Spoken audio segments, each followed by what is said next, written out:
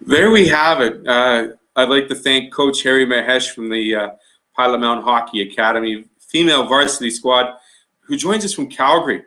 Harry, how is Calgary, and how does it compare to, I guess it'd be probably as quiet as a normal Pilot Mound day, perhaps? Yeah, I mean, it's kind of weird seeing a city this size kind of be as quiet as it is.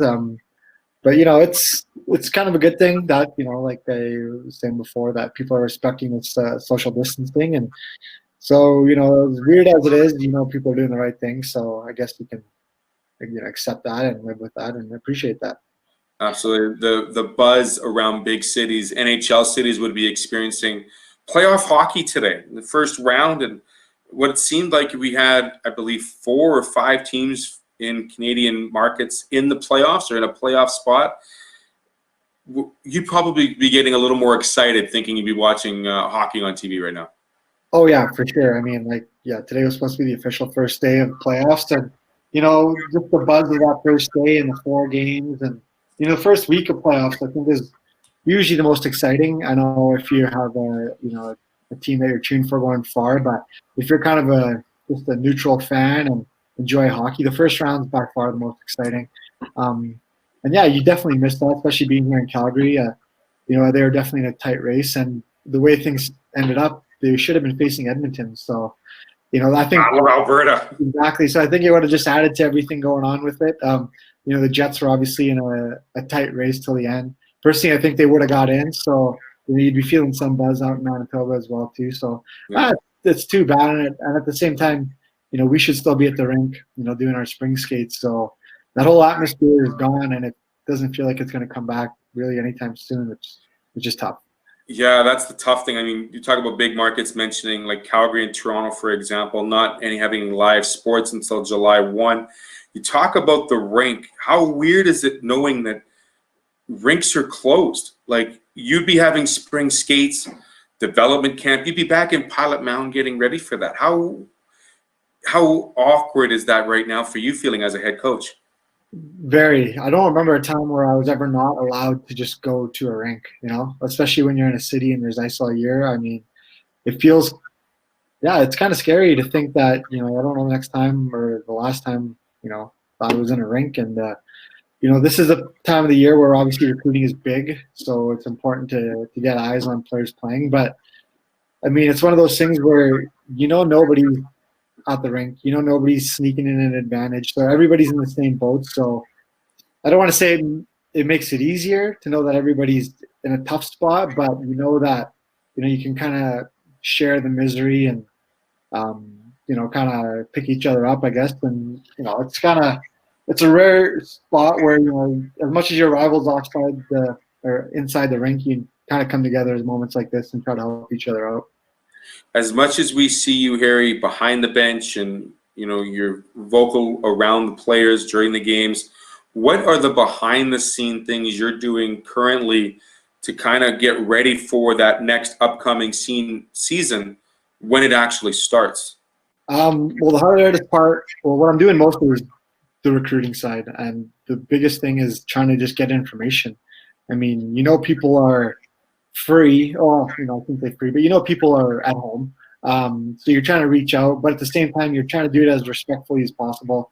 You try to find information on old coaches, and it's a lot of trying to piece together information on players. And I know teenage girls don't want to be on the phone with a coach, so they usually shoot the casual email or a text and kind of go at it that way. But same with parents. I don't necessarily want to bring up the topic of, what's your kid want to do for hockey next year, because it's really far from everybody's minds. So, but at the same time, you got to find a way to initiate some kind of contact. So it's touch and go. But yeah, I think more than anything, we have a list of players we're interested in.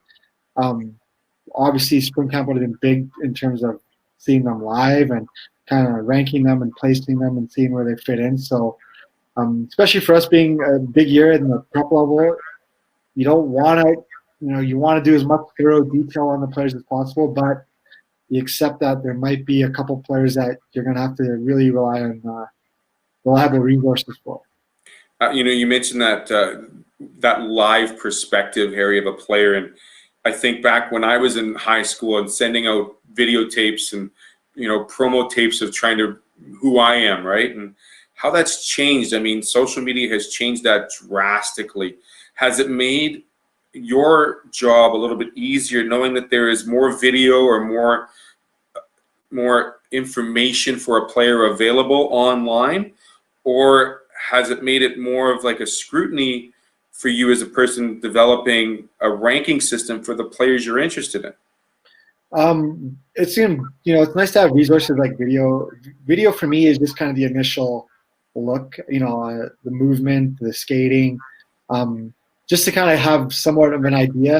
At the same time, when you get a video of a player, you don't know what level of hockey they're at. So what I've been kind of forcing myself to do is I'll watch one of our games, pick a game, watch 5 or 6 minutes, and then I'll click to a video, and you're just kind of trying to compare the pace, and you see a player move blue line to blue line, and I got my phone and I'm trying to track, how fast does Gracie Perry skate compared to this player I'm trying to watch, and if I get a stretch. So I'm trying to find unique ways to kind of compare it, but it's tough. You're really relying on your gut, but I think right now the biggest thing is your resources. I'm relying on old teammates for scouting reports and old coaches, and there's only about 5 or 6 people that I trust, to tell me, sign this player without me ever seeing him, and I'm kind of exhausting all those avenues right now.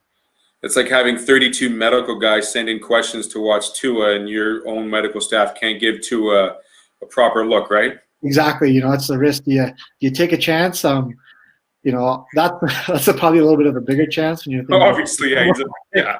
But trying not to relate a high school player to a top 5 draft pick, but you get what I'm saying.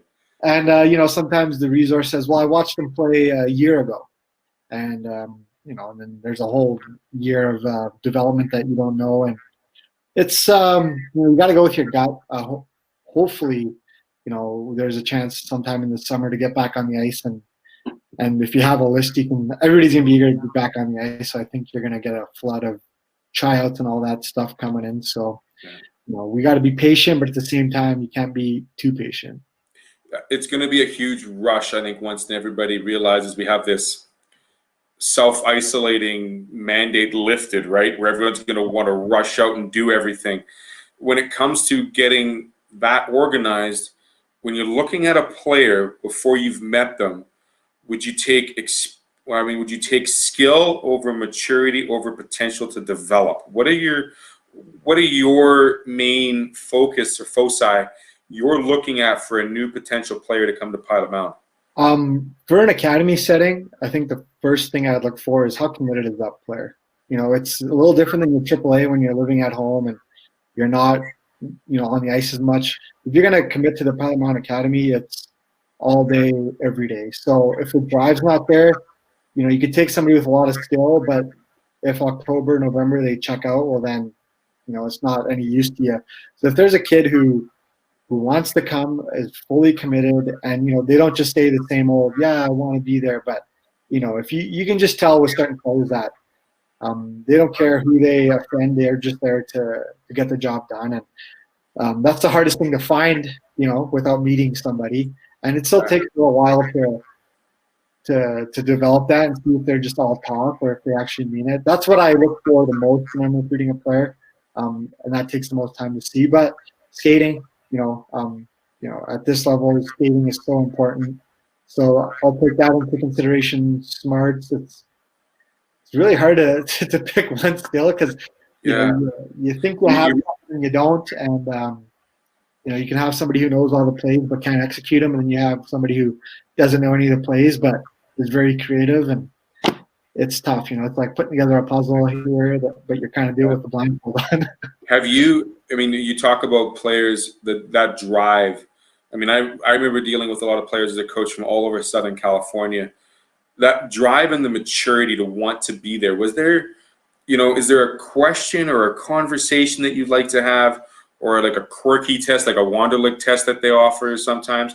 Is there like a go-to process that you're able to quickly decide whether or not this player could play in a small town or still needs to be near mom and dad? That's the biggest thing I find is a challenge seeing for a player to come to a hockey academy that's in a little more remote of an area?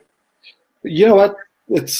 I guess your best resource is yourself. So I compare myself to what was I like at 15, and I know where my commitment was, and I knew what I said to coaches. Like, I got to leave my town. I'm kind of outgrowing it. I don't feel people take it as serious. I want to do this and advance. And if you can kind of hear, somebody near those words of, I got to get out of here so that I can find something better. Then it's like, okay, good. But if you hear the old, well, I didn't get an opportunity here, so I'm looking to go elsewhere. Well, then my question is, well, why weren't you given an opportunity? Were you not working hard? Were you not talented enough? Were you not driven enough? So it's very careful as to what they're telling me as to why they want to come. If they're looking for a fresh start, well, why are we giving you that fresh start? What did you do with your old start? But if if you tell me, look, I want to be pushed and I want to be hockey 24/7, I'm not getting enough of it here, then all of a sudden, I kind of get the tingle. Okay, this player wants to come for the right reason. They haven't burned a bridge and are looking for a new one. So I guess it's just, little things, little details in how they come off in that first conversation. A lot of your team this year is not obviously from Pilot Mound or that southern Manitoba area. When you go and you are able to attract players from smaller communities, northern communities, how do you explain to not just the player but the parents the resources available for, almost like you said, a 24/7 hockey academy? How, shouldn't that not be like as close to an automatic as saying this should be my drive? Yeah, I mean, you have a lot of players that have the talent, that think they're working hard, that don't know exactly what else is out there. So, you get the kid who says, well, I'm working hard, and they are. As much as they know and as far as they know, they're doing everything they can.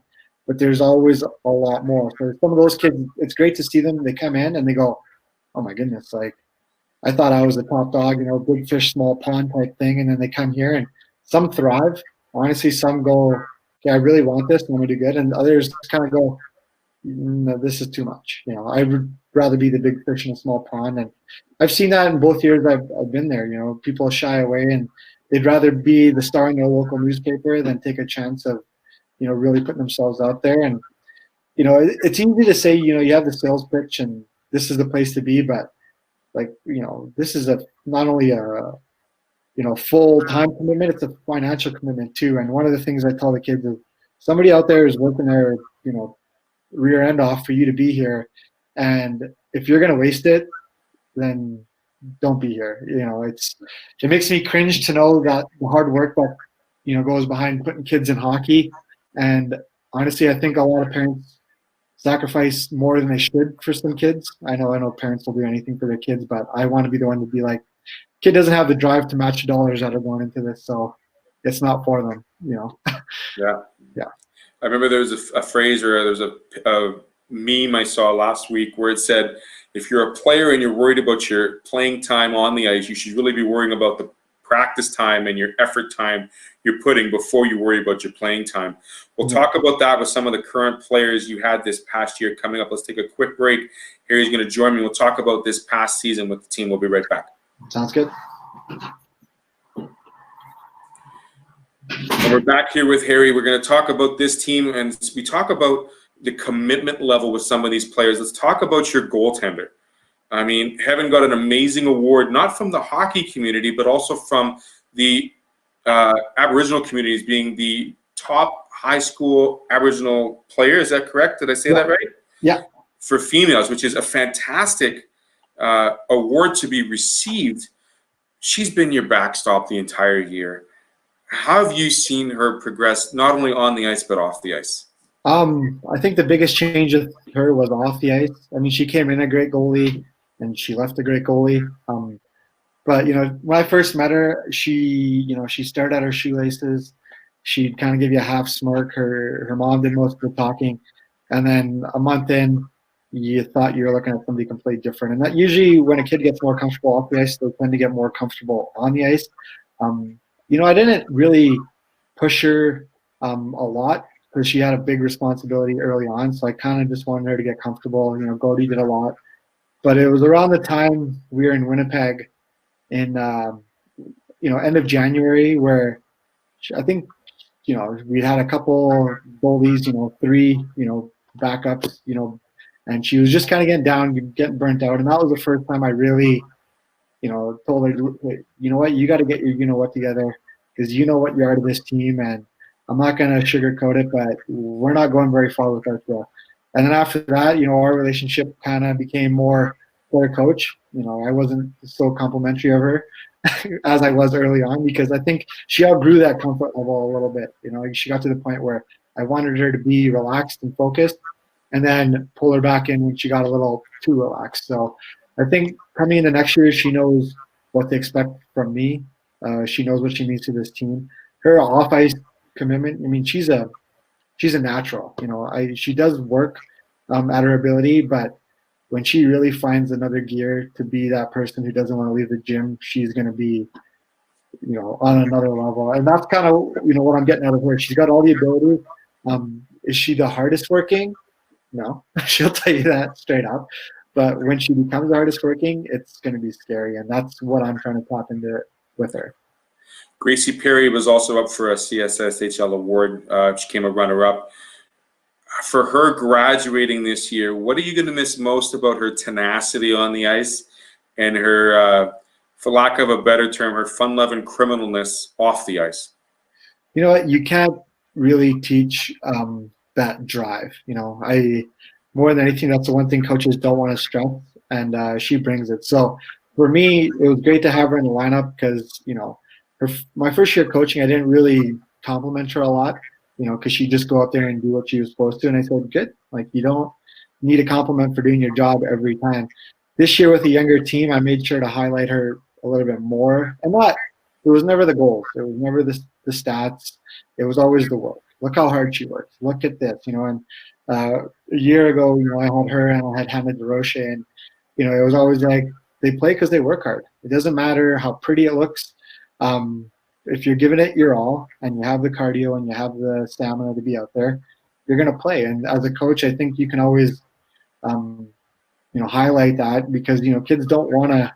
It's not that they don't want to work hard; they just don't know what it looks like. So if you have a good example of showing them this is what it looks like, they can follow suit. So that's the big thing I'm going to miss. I hope I have a place to fill that void. I guess I'm going to have to wait and see. Some of my 3-year players should be able to pick up that, and I hope they do. That's the one press you're going to have with this shortened off season when people do come back. Have you been?